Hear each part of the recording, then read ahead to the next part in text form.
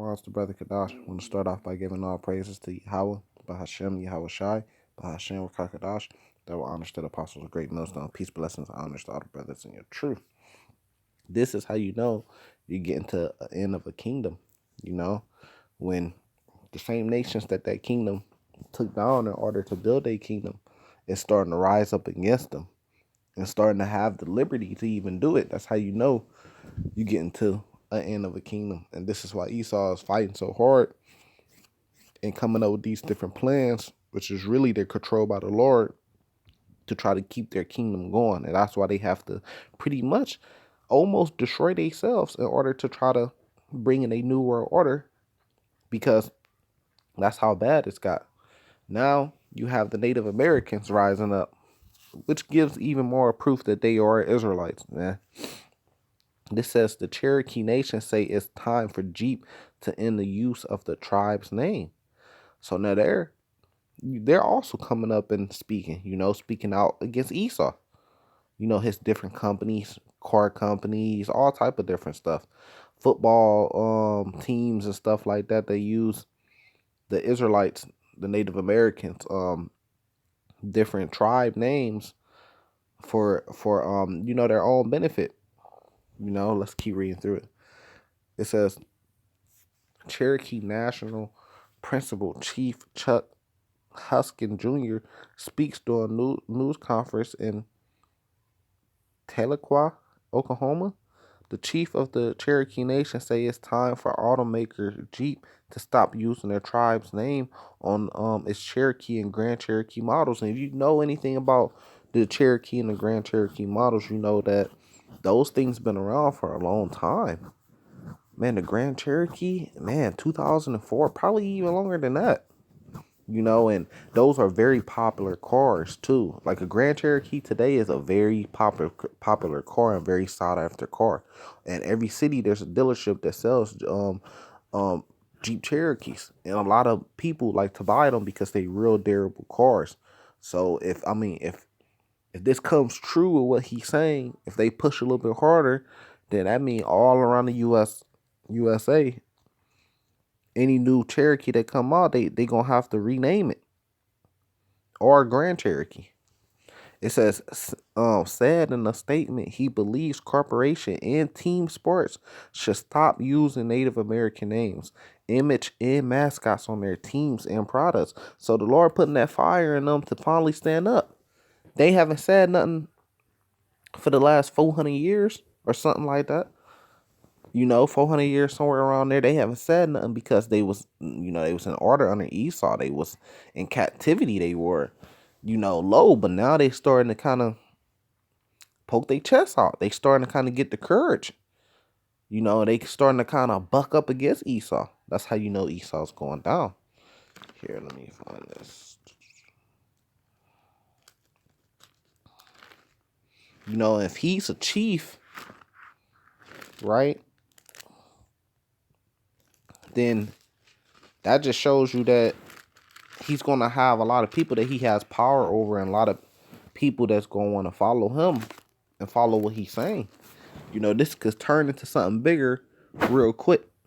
That's how the Lord's making it happen. So it is time for Jeep to stop using the Cherokee Nation name on their Cherokee or Grand Cherokee SUVs, the chief of Oklahoma-based tribe said. He said in a statement first reported by Car and Driver magazine that he believes corporations, same thing we just read. It says, I'm sure this comes from a place that is well attended, but it does not honor us by having our name plastered on the side of a car, Hoskins said. Right. It says, Christian Stairs, a spokesman woman for Jeep parent company, Amsterdam-based Stellantis, said in a statement that the vehicle name was carefully selected and nurtured over the years to honor and celebrate Native American people for their nobility, proudness, and pride. She didn't say whether the company was considering renaming the vehicle and didn't immediately reply to the email requesting that information. But yeah, they don't care. They don't care if you was doing it to honor them or nothing like that. They They kind of like separating themselves from y'all. They pretty much are waking up, and I've been seeing this in a lot of other with a lot of more other research too, that Native Americans is kind of waking up and bucking up against them and telling them like, look, man, we don't like y'all. We are not friends with y'all. Which is the same thing as Judah. What Judah is doing here in America, waking up. Look, y'all are the enemies. We don't want to be, joined together with y'all. We don't care how much you say or what you say.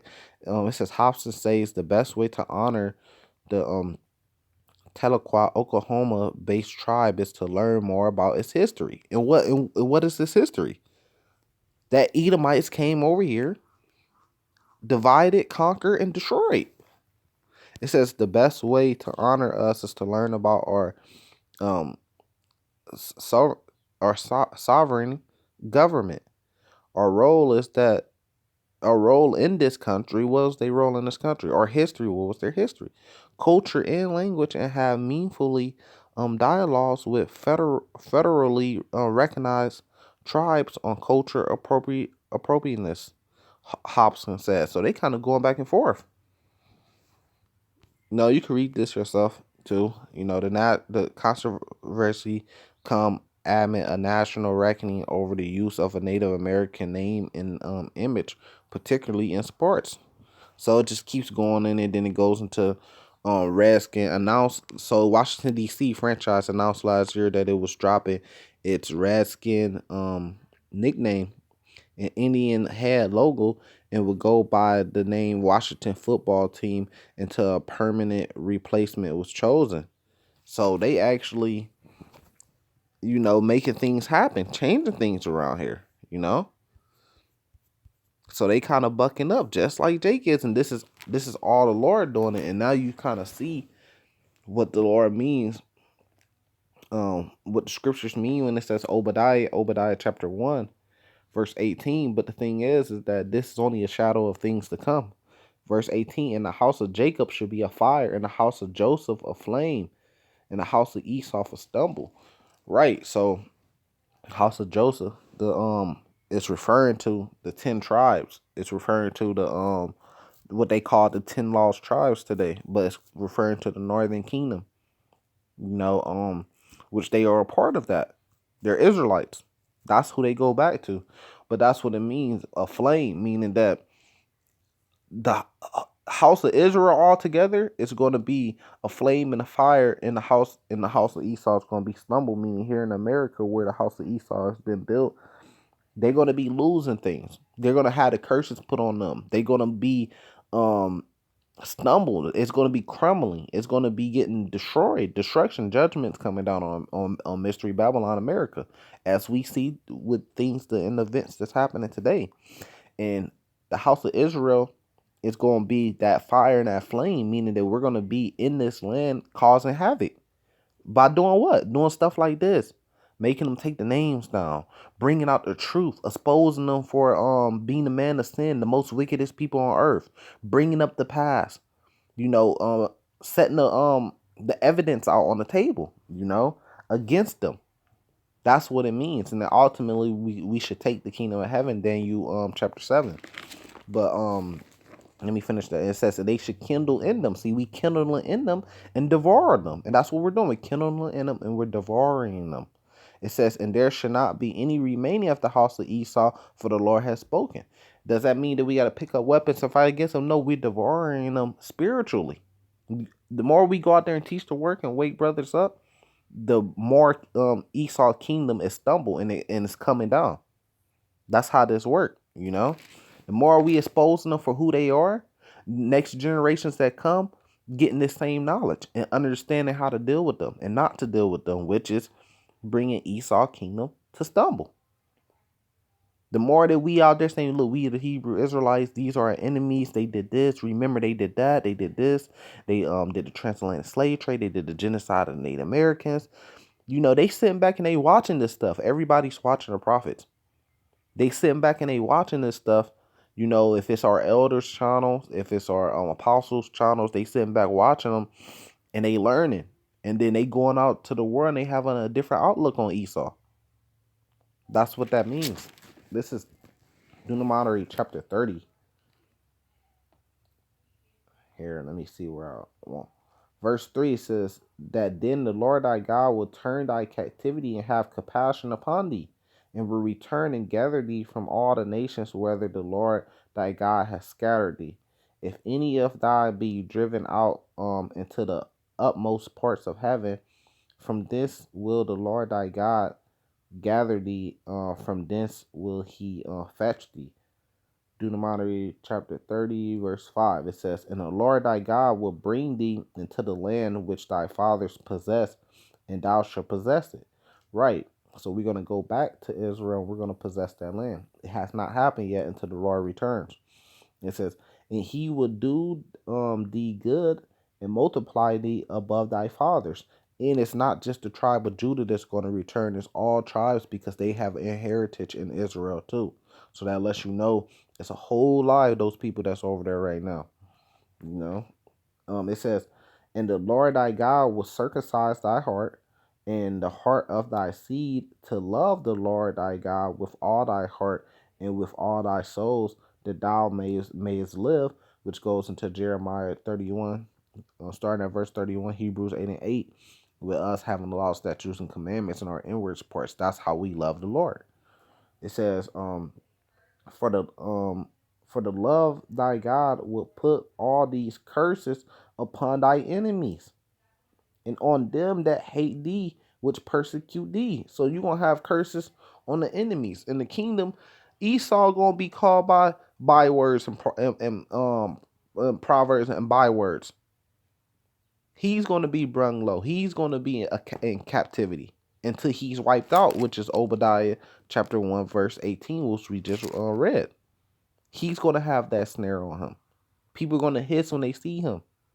People might be naming stuff after Esau, different tribes, in a bad way, the same way that he did us, because the same curses that was put on us is going to be put on him. That's what this means. It says, and the Lord thy God will put all these curses upon thy enemies and on them that hate thee, which persecute thee. And thou shalt return and obey the voice of the Lord, and to do all his commandments, see, which I command thee this day. That is the love of the Lord.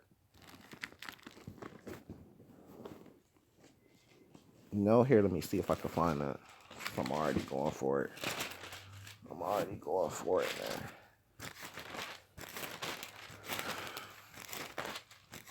What's that, 2 John?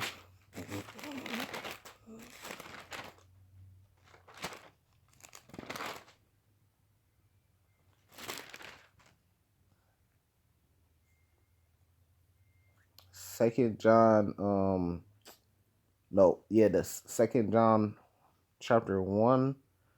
I rejoice, verse 4, I rejoice greatly that I found of thy children walking in the truth, as we have received a commandment from the Father. And now I beseech thee, lady, not as though I wrote a new commandment unto thee, but that which we had from the beginning, that we love one another. And this is love, that we walk after his commandments. This the commandment that ye have heard from the beginning, ye shall walk in it. So the love is that we walk after his commandments. Here, let me see. 1 John chapter 2, verse 4. He that say, I know him, and keepeth not his commandments is a liar, but the truth is not in him. So, but whoso keepeth his word, in him verily I say the love of God perfecteth. Hereby we know that we are in him. So if you love the Lord, you keep his law, statutes, and commandments, and therefore the Lord is going to start to bless us. He's going to put us back in our homeland, reunite us, and then he's going to put those same curses on our enemies, which you're seeing now. You're seeing the curses is starting to flip towards Esau. We're still under the curses until the Lord come back, but you're seeing these same curses are starting to be put on Esau. He's starting to be run low. He's starting to have stumble in his kingdom. The Israelites are kind of starting to rise up and buck up against them. So with that, I'm going to say salvation for the elect. Hopefully this has been edifying. Shalom.